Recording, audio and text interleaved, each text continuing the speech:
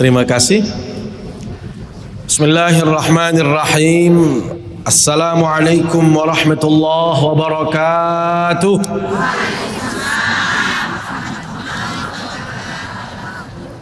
Alhamdulillah, wassalatu wassalamu ala rasulillah wa ala alihi wa sahbihi wa man walah. La haula wa la quwata illa billah, amma ba'du. Yang kita muliakan Bapak Ibu Ketua BKMT Provinsi Nusa Tenggara Barat, para pengurus BKMT sekota Mataram yang hadir di majelis yang mulia ini, singkatnya seluruh ibu-ibu yang dimuliakan Allah Subhanahu wa ta'ala. Di tempat yang mulia ini, di waktu yang sangat mustajab, setelah asar itu adalah waktu yang baik untuk bermunajat, untuk berdoa kepada Allah, termasuk di dalam melakukan kewajiban dan ketaatan kita kepada Allah Subhanahu wa ta'ala. Saya mengajak kita semua untuk selalu bersyukur kehadiran Allah Subhanahu wa ta'ala. Karena ketahuilah bahwasanya semua yang hadir di sini adalah orang-orang yang mendapatkan nikmat dan karunia yang berlimpah dari Allah Subhanahu wa ta'ala. Apakah ada yang sakit di sini? Kalau sakit saya persilahkan ke rumah sakit. Kenapa? Karena yakin kalau ibu-ibu sakit tidak mungkin bisa hadir di majelis ilmu yang kita cintai ini.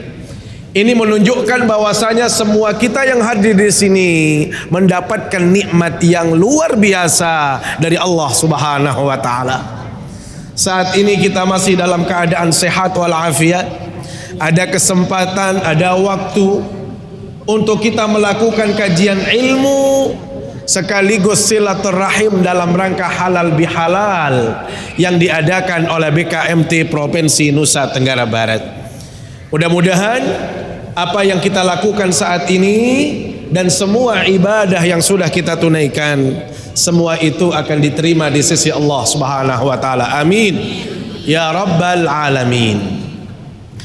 Salawat serta salam selalu kita sampaikan ke hadapan baginda Rasulullah sallallahu alaihi wasallam, kepada segenap keluarga, para sahabat, para tabi'in, para tabi'it tabi'in, dan semua pengikut baginda Rasul sallallahu alaihi wasallam, termasuk kita yang hadir di majelis yang mulia ini. Mudah-mudahan kita semua mendapatkan syafaatnya di hari kiamat kelak. Amin ya rabbal. Ibu-ibu yang dimuliakan Allah Subhanahu wa ta'ala, saat ini kita berada di bulan Syawal.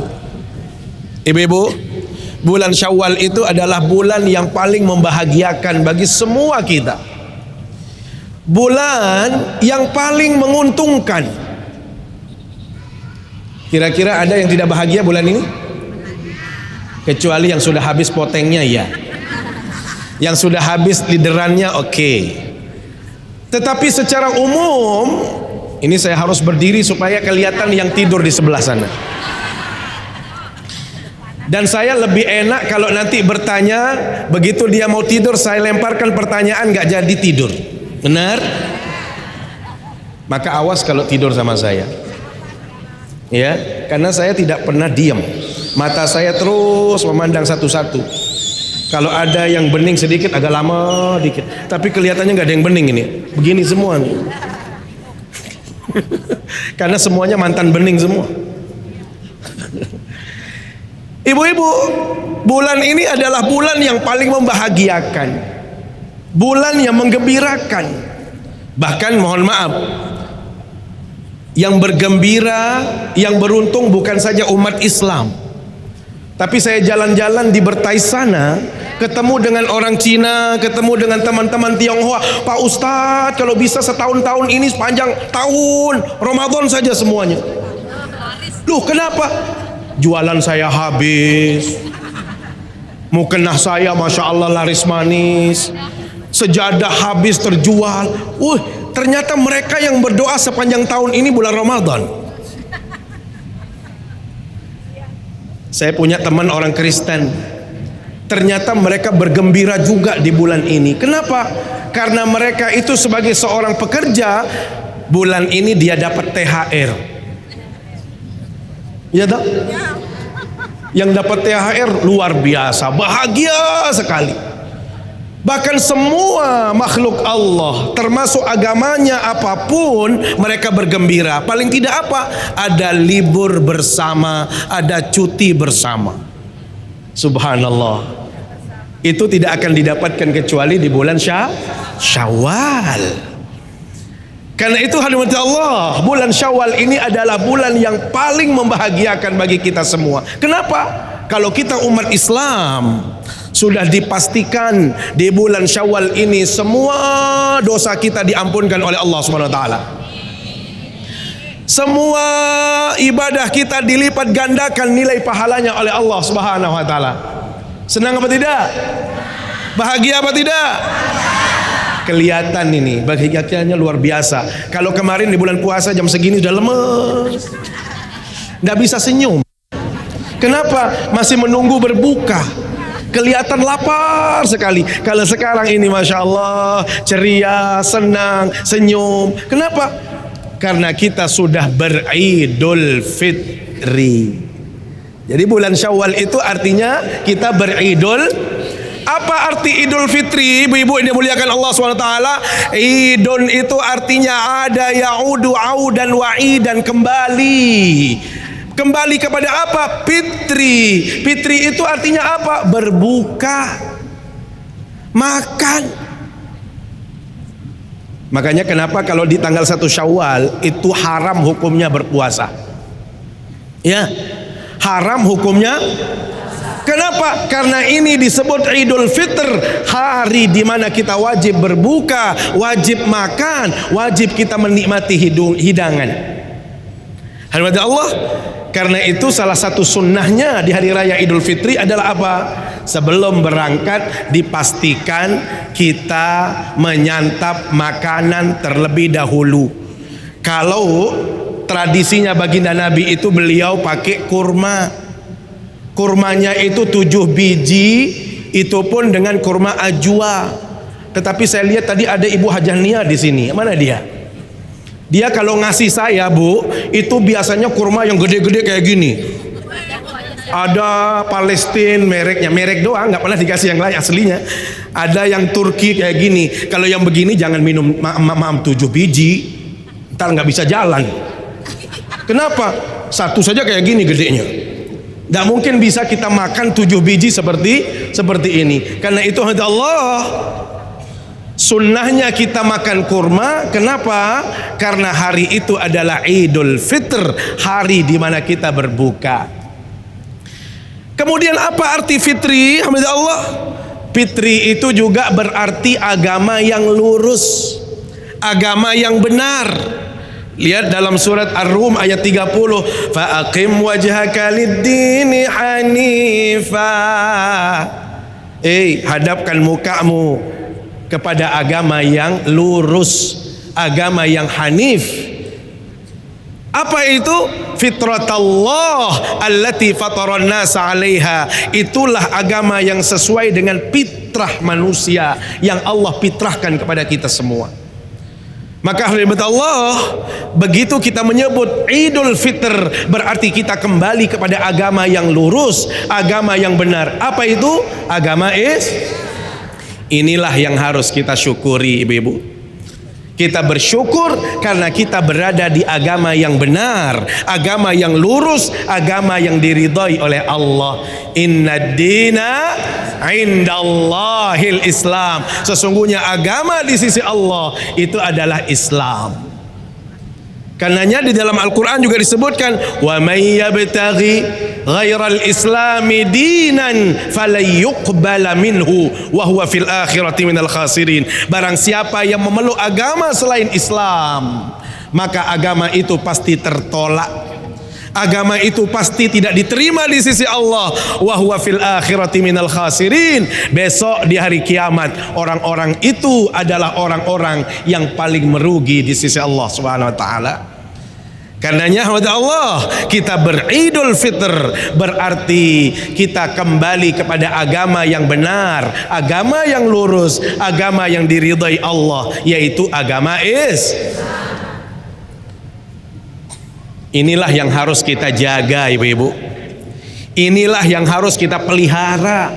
Menjadi muslim muslimah, menjadi orang yang mendapatkan petunjuk itu tidak gampang, tidak mudah. Jangan berpikir hanya kebahagiaan itu akan diraih kalau kita punya uang yang banyak, aset yang berlimpah. Tidak. Kalau dalam Islam, yang paling menentukan itu adalah hidayah. Yang paling menentukan adalah keimanan kita kepada Allah Subhanahu wa taala. Karena itu wajib kita bersyukur. Kenapa? Karena kita masih berada di agama yang fitrah, agama yang diridhai oleh Allah. Ibu-ibu, ingin saya luruskan, akidah kita atau iman kita mengajarkan, walaupun Islam sebagai agama yang lurus, agama yang benar, tetapi Islam juga mewajibkan kita menjaga agama lain, menghormati agama lain, tidak boleh menghina agama orang lain. Saya ingin luruskan, walaupun Islam sebagai agama yang lurus, agama yang benar, Islam juga mengajarkan kita untuk saling menghormati akan adanya perbedaan agama dalam hidup ini. Makanya Islam hadir rahmat Allah juga menjaga agama-agama yang ada. Bukan berarti agama yang lain karena kita tidak mengikutinya, karena kita tidak memeluknya, lantas kita menghinakan, lantas kita mencemooh dan lain sebagainya. Tidak boleh. Islam mengajarkan kita untuk tetap menjaga agama lain, menghormati agama lain, bertoleransi kepada mereka yang berbeda ajaran dengan kita. Makanya kenapa kalau dalam ayat Al-Quran ada ayat yang mengatakan lakum dinukum, apa artinya lakum dinukum waliyadin? Kepadamu agamamu, untukmu agamamu, dan untukku. Bayangkan kalau tidak ada agama yang lain, semuanya Islam, berarti sudah tidak ada lagi lakum, itu tidak ada, kepadamu atau untukmu agamamu. Karena kita sudah menjadi muslim semuanya, maka waliyadin berarti hanya agama Islam. Bila mana itu terjadi rahmat Allah, maka kiamat sudah terjadi. Inilah hikmahnya Allah, kenapa ada agama selain Islam, supaya kita saling menghargai, saling menghormati. Dan yang paling pasti lagi, kata Allah apa? Liyabluwakum fima atakum pastabikul khairat, agar kita melakukan pastabikul khair. Apa arti pastabikul khairat, ibu-ibu? Agar kita berlomba-lomba dalam kebaikan. Jangan sampai kita ini agama yang paling benar, agama yang mengajarkan kebenaran, tetapi ternyata kita kalah dengan orang-orang non-muslim. Katanya kita agama yang diridhai, tetapi kalau dalam urusan kebaikan kalah kita sama orang non-muslim. Malu kita. Saya kasih contoh, Bu. Saya punya tetangga, Ibu Ketut. Ya, waktu saya tinggal di Mataram, kebetulan bapaknya atau suaminya itu bekerja di PLN. Setiap kali datang rekening listrik, itu yang menelpon pertama kali untuk kita ngambil dan bayar sama dia itu adalah beliau. Subhanallah, ibu-ibu. Kalau sudah nelpon Ibu Ketut itu, Assalamualaikum warahmatullahi wabarakatuh Pak Ustadz, katanya. Saya bilang, ya Allah, hebat sekali Bu Ketut ini. Saya kadang-kadang kalau sesama muslim, kadang-kadang ada yang gak ngucapin salam. Ini kok dia Ibu Ketut ngucapin salamnya full, sempurna. Assalamualaikum warahmatullahi wabarakatuh. Nah, kita kadang-kadang umat Islam ini tidak pernah seperti itu. Bayangkan kalau kita bertemu dengan teman, hello guys, hello bro, hello sis, kan begitu. Malu kita. Padahal identitas Islam itu dilihat dari salam yang tersampaikan, salam yang terucapkan, itulah orang Islam. Tetapi nyatanya kita kalah dengan orang non muslim. Maka selalu saja kalau dia yang menyampaikan salam, saya bilang, ya Allah tunjukkan, berikan dia hidayah kepada Ibu Ketut. Nih yang saya katakan, kita kalah dengan orang non muslim. Belum lagi kalau kita bicara nilai-nilai yang lain, ibu-ibu mohon maaf. Bayangkan kalau kita berbicara kebersihan. Mana agama yang paling rigid, paling detail berbicara tentang kebersihan, kecuali Islamlah agama yang berbicara tentang kebersihan. Tapi nyatanya Masya Allah, sabais ambun, saudut, saletak, ini kadang-kadang batu rita doang.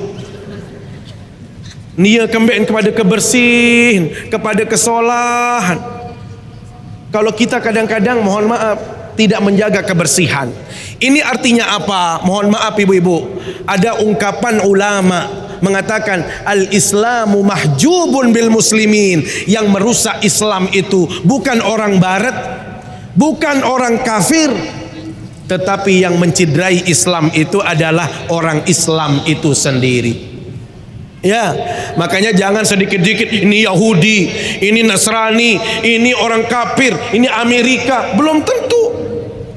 Jangan-jangan Amerika juga baik orangnya. Saya pernah ke Amerika, Bu, Masya Allah, orangnya baik-baik, santun-santun, bersih-bersih, disiplin.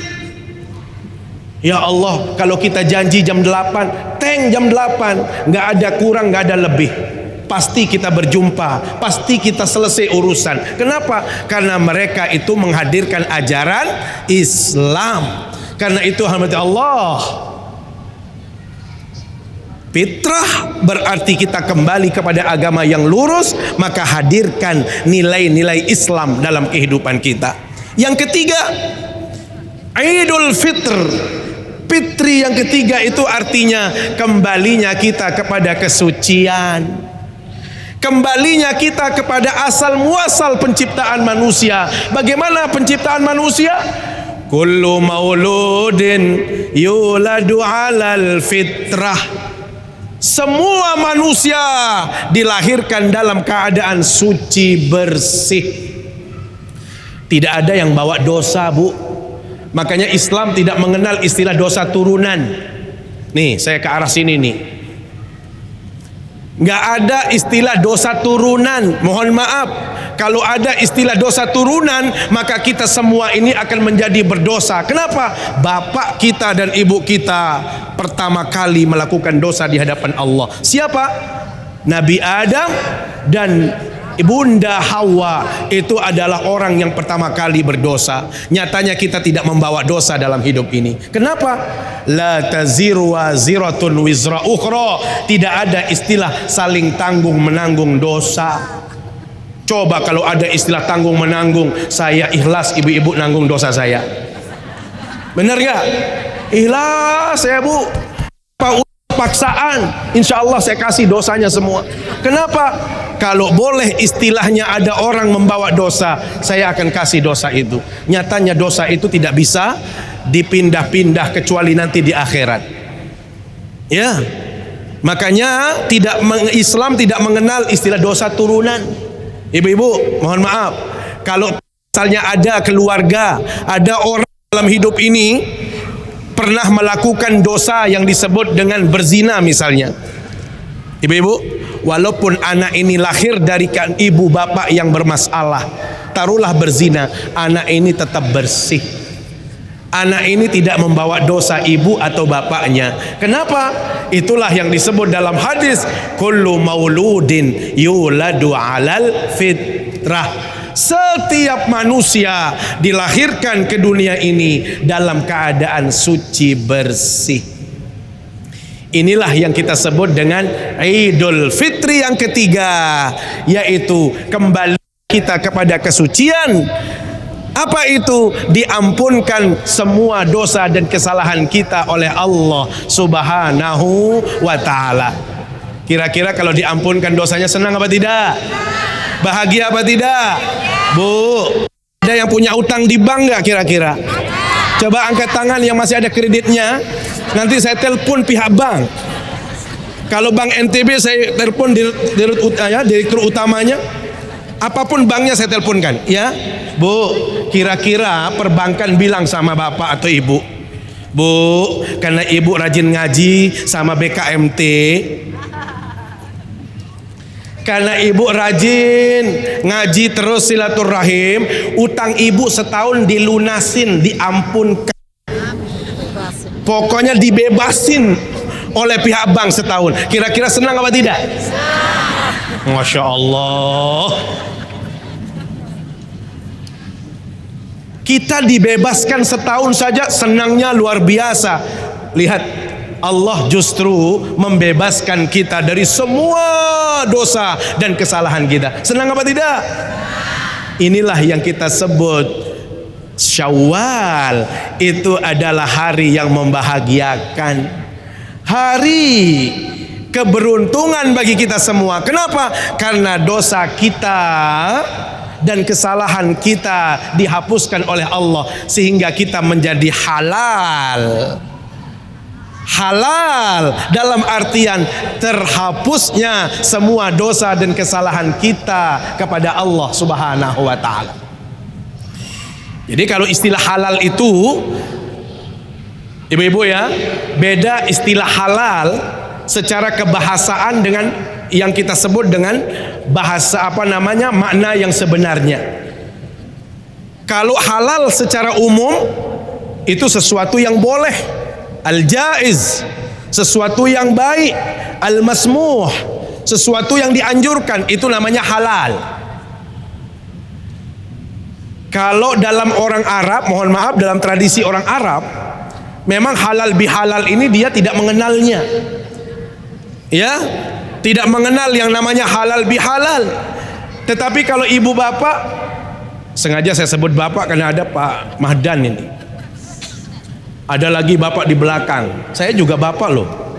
Masa saya nggak sebut diri saya? Bapak ibu, kalau pernah pergi umroh, coba yang pernah umroh yang mana coba? Angkat tangan. Wow, banyak sekali. Yang haji yang mana? Masya Allah.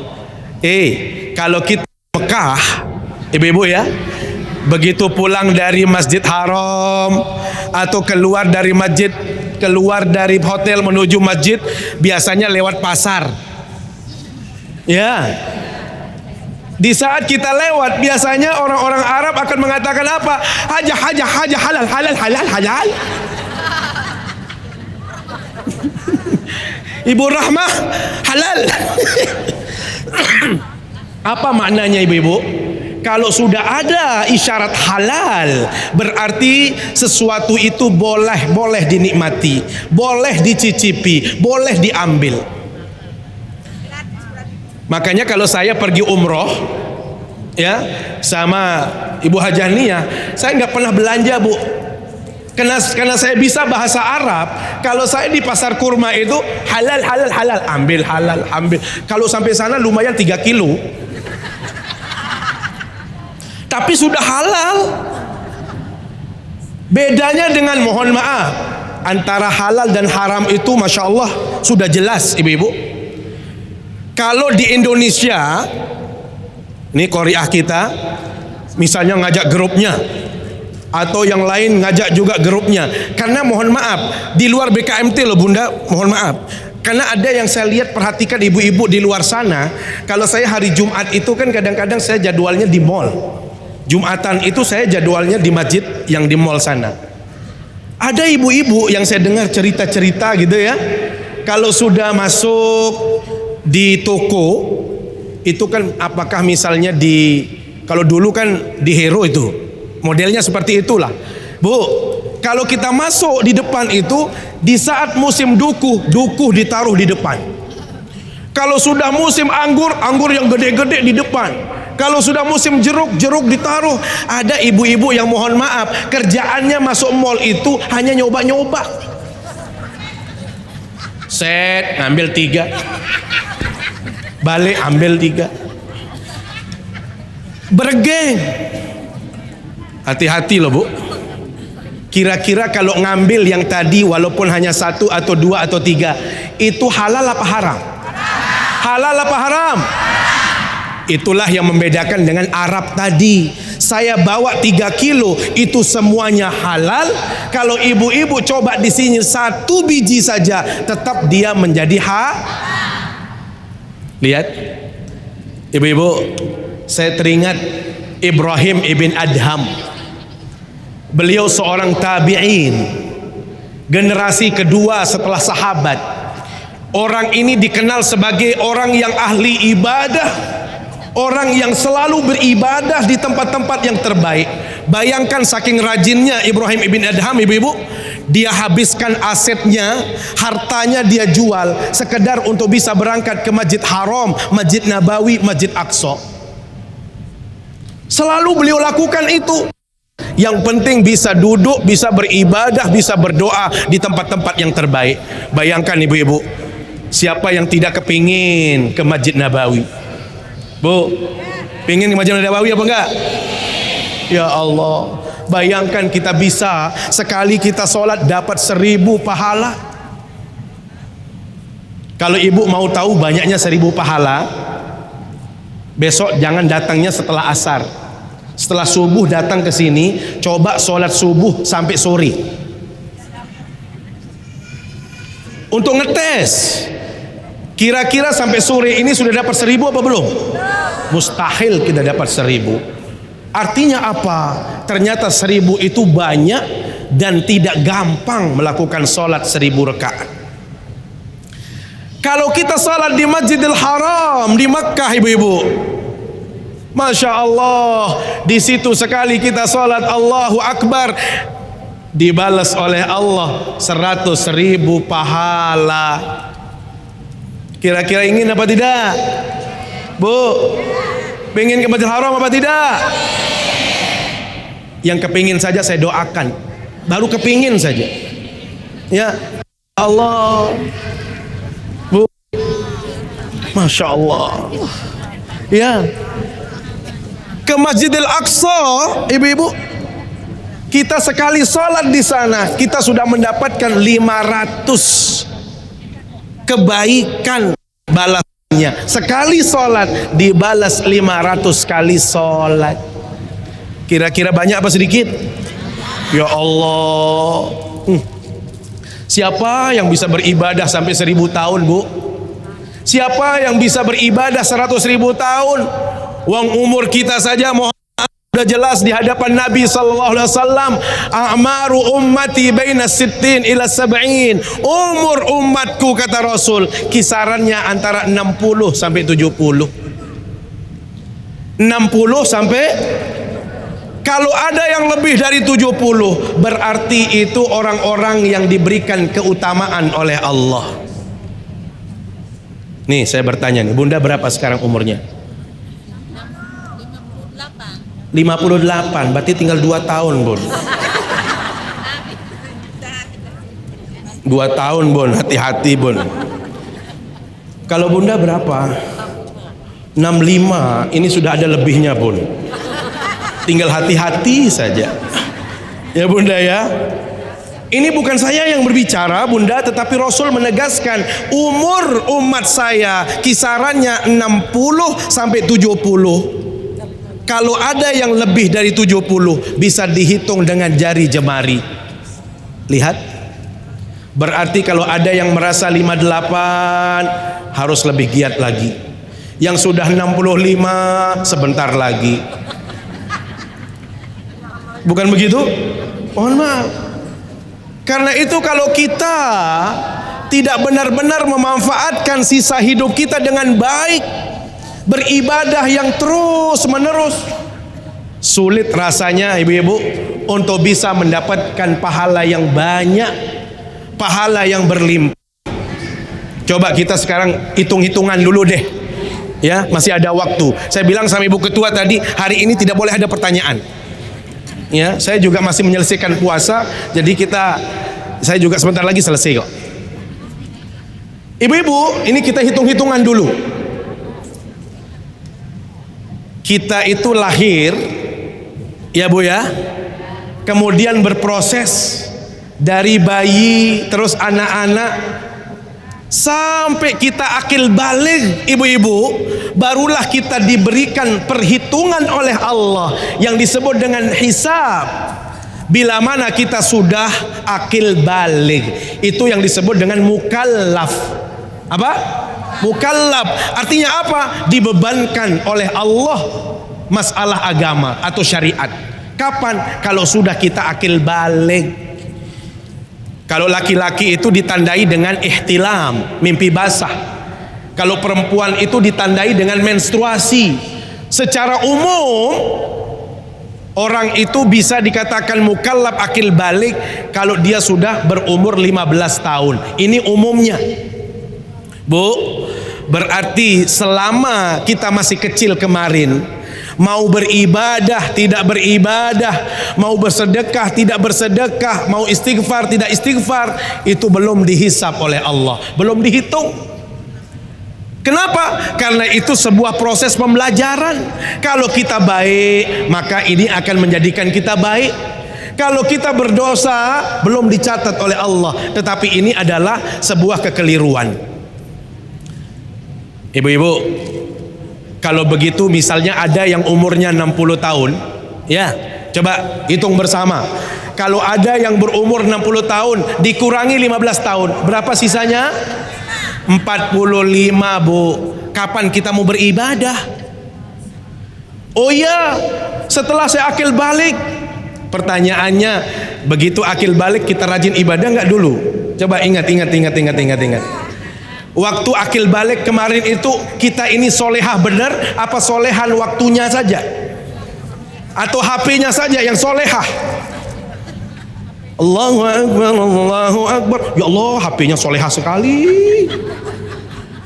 Rajin azan, HP. Semuanya yang rajin ngaji, HP. Orangnya nggak rajin. Berarti yang solehah itu HP.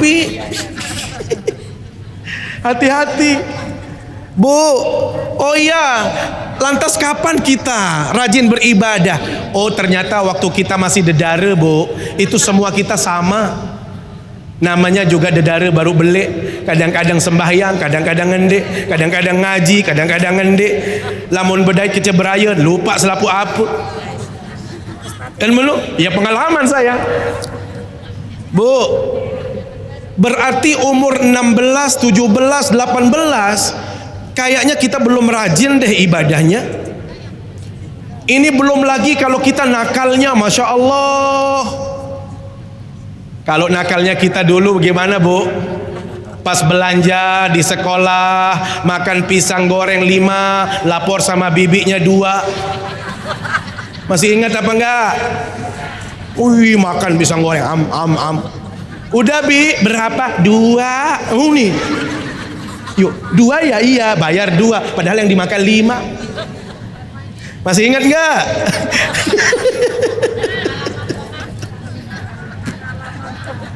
Lihat, ini masalah-masalah kecil, Ibunda. Oke, kalau begitu kapan kita rajin? Oh, besok deh kalau sudah nikah. Bener, waktu malam pertama rajin ibadahnya. Karena jadi pengantin. Wih, pengantin rajin sholat, rajin, Masya Allah. Tetapi setelah itu ibu-ibu mulai punya anak, kapan zikir yang benar? Kapan sholat yang khusyuk? Allahu Akbar. Anak.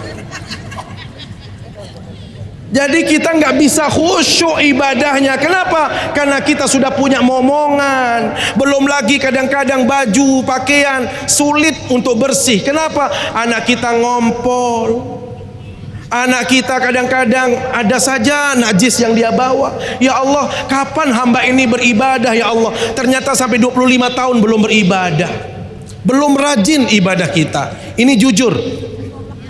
Oke, kalau begitu.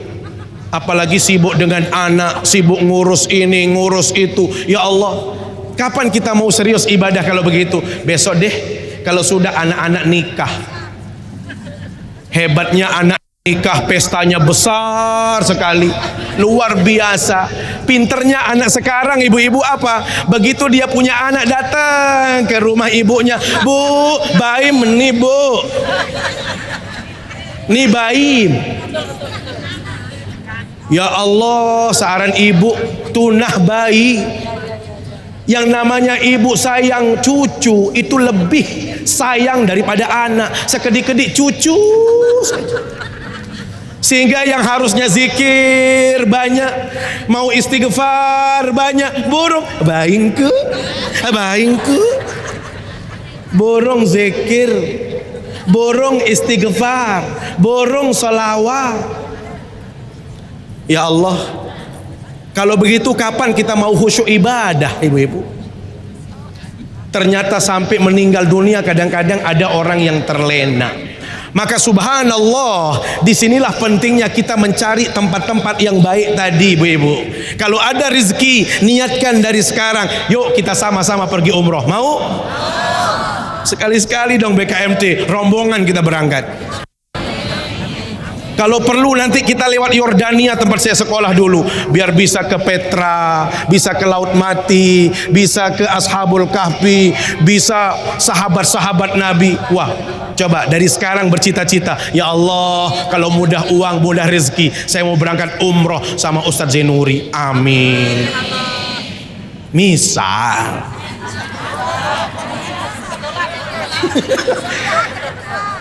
Nanti kan tinggal urusannya sama Ibu Nia itu.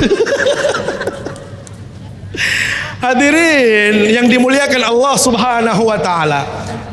Saya tadi dari sebelum ke sini kemana? Sampai di mana terakhir itu? Tuh kan lupa kan? Ibrahim ibn Adham. Ibrahim ibn Adham habiskan hartanya sekedar untuk beribadah, berdoa di tempat-tempat yang suci. Ibu-ibu, selesai dia dari haji, dia pergi ke Palestina, ke Masjidil Aqsa. Di tengah perjalanan di kota Mekah, dia mampir belanja, beli kurma 1 kilo sebagai bekal perjalanannya.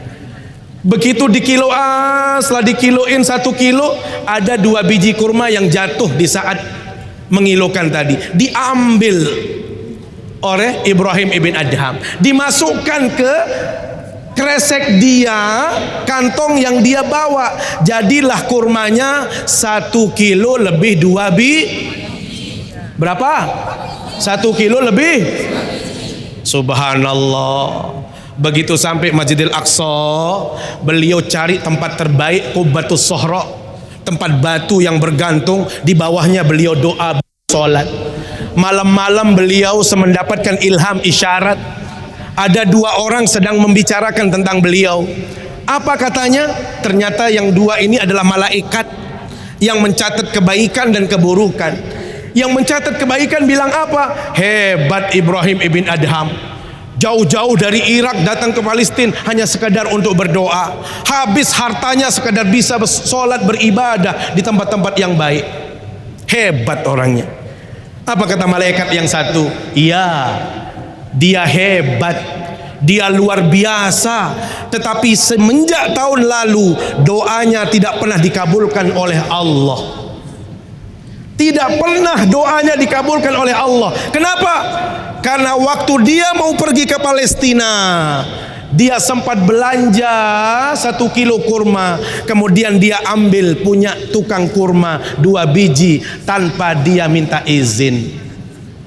Akhirnya dia tertolak doanya. Kira-kira 2 kurma itu banyak apa sedikit? Banyak apa sedikit? Bu, kalau kita mungkin nggak beli kurma, Bu, tapi kalau bulan Ramadan kemarin kan kita suka pelecing. Kita biasanya suka pecel. Kadang-kadang kita beli jambah. Jambah itu toge, Bu. Kadang-kadang ada ibu yang suka beli di tempat yang terbuka.